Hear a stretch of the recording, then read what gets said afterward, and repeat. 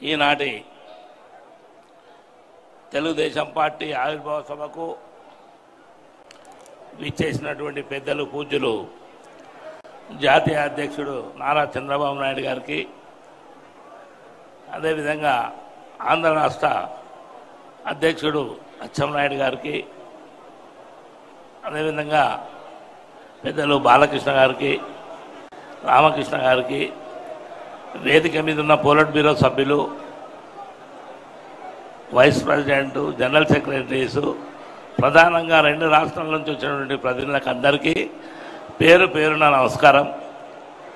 అదేవిధంగా ఇక్కడికి విచ్చేసినటువంటి అశేష ప్రజానికానికి, వాడవాడల్లో తెలుగుదేశం జెండా ఎగరేస్తూ మనకు ఈరోజు ఎగ్జిబిషన్ రావడం జరిగింది.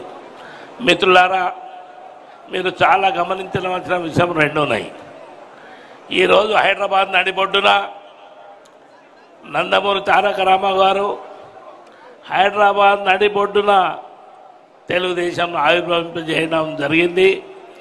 దాని తర్వాత 9 నెలల్లోనే మరి రాజ్యానికి వచ్చి బీద బడుగు వర్గాలకు, బీదలకు ఏమైతే జరిగిందో ఈ రాష్ట్రంలో కానీ దేశంలో కానీ బీసీలకు చాలా రాజకీయంగా అన్యాయం జరిగిందన్న ఉద్దేశంతో ఆ రోజు బీసీలకు రిజర్వేషన్స్ కల్పించి లోకల్ బాడీస్లో మరి నాలాంటి వాళ్ళని ఎంతోమందిని మాండలిక వ్యవస్థ పంచాయతీరాజ్ లోపల సమితిలు తీసేసి, బ్లాక్స్ తీసేసి ప్రజల దగ్గర పాలన పోవాలన్న ఉద్దేశంతో మరి మాండలిక వ్యవస్థ చేసి మండలాలు చేసినటువంటి మాట మనం మర్చిపోవద్దు. ఇకపోతే దాని తర్వాత మరి తినడానికి తిండి లేకుంటే, కట్టడానికి బట్టలు లేకుంటే, ఉండడానికి ఇల్లు లేని సమయం లోపల అర్బన్ ల్యాండ్ సింగ్ దగ్గరకు ఉన్నటువంటి సిటీలకు ఉన్నటువంటి ఎన్నో లక్షల ఇళ్ళు ఆ రోజు కట్టిపించినటువంటి మాట మన కళ్ళ ముంగటనే ఉన్నాయి.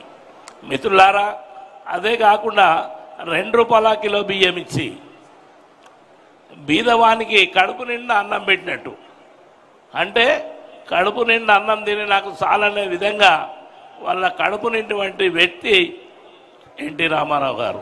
ఆయన ఆ రోజు ఆహార భద్రత తీసుకొచ్చి ప్రతి ఇంటికి బియ్యం ఇచ్చే పంపిణీ వ్యవస్థ చేశాడు.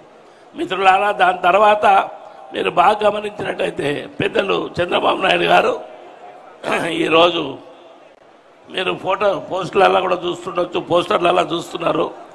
ఆయన చేసినటువంటి అభివృద్ధి పని తరతరాలుగా కళ్ళ ముంగడ కడుతున్నటువంటి సందర్భం. ఆ రోజు విజన్ 2020 అని పెట్టి గ్రామాల్లో ఉన్నటువంటి పిల్లలను, యువతను ప్రధానంగా ఐటీ పార్కులు పెట్టి అందులో చదువుకొని ఈరోజు దేశ విదేశాల్లో కూడా కొద్ది లక్షలాది మంది స్టూడెంట్స్ పోతున్నటువంటి మాట. మరి లక్షలాది రూపాయలు సంపాదించి మళ్ళీ మన ప్రాంతంకి వచ్చి భూములు కొంటున్నారు, ఇళ్ళు కొంటున్నారు. ఆ కుటుంబాలన్నీ మంచిపడ్డాయి. దానికి మూల కారణం చంద్రబాబు నాయుడు గారు. ఆ రోజు పెట్టినటువంటి విత్తనం ఏదో పండ్లై ఫలాలై మన ముందుకు వస్తున్నాయి, మనం తింటున్నాం. కనుక మన గురుతరమైన బాధ్యత ఉంది. ముఖ్యంగా బీద బడుగు వర్గాలకు అందరికీ కూడా తప్పకుండా ఎన్టీ రామారావు గారు పెట్టినటువంటి పార్టీ, ఎన్టీ రామారావు గారు చూసినటువంటి ఆ జెండాను గ్రామాల రెపరెపలాడించవలసిన బాధ్యత మనందరి మీద ఉంది. దానికి ఇంకో తీరు మీరు గమనించినట్టయితే మనం ఇంటింటి తెలుగుదేశం కార్యక్రమం ఏదైతే తీసుకున్నామో దాంట్లో ఒక అంశం పొందుపరిచినాం. మీరు ఈ పాంప్లెంట్ చేసిన తర్వాత ఇవన్నీ చంద్రబాబు నాయుడు గారు చేసినటువంటి అభివృద్ధి ఫలాలు మీ కళ్ళకు కట్టినట్టుగా ఉంటాయి. మీరు ఎప్పుడు వచ్చినా వచ్చి చూసుకోవచ్చు. కనుక ఆయన మళ్ళీ ఒకసారి తెలుగుదేశం ప్రాంతంలో 2 ప్రాంతాల్లో కూడా తెలుగుదేశం అధికారంలో కావాల్సిన ఆవశ్యకత ఉంది. కనుక మిత్రులారా, చాలామంది మాకు రిటర్న్స్లో రాసిచ్చినటువంటి మాట ఏంటంటే, ఆ రోజు పుట్టినటువంటి పిల్లలు ఈరోజు ఓటకు వచ్చింది వాళ్ళు అంటారు ఇవన్నీ చూసి చంద్రబాబు నాయుడు గారు చేశారా?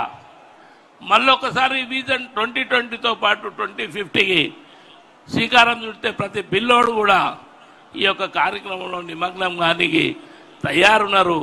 అదేవిధంగా ప్రజలకు ఉన్నటువంటి ఆ యొక్క సందేహాలను కూడా క్లియర్ చేయవలసిన అవసరం ఉంది.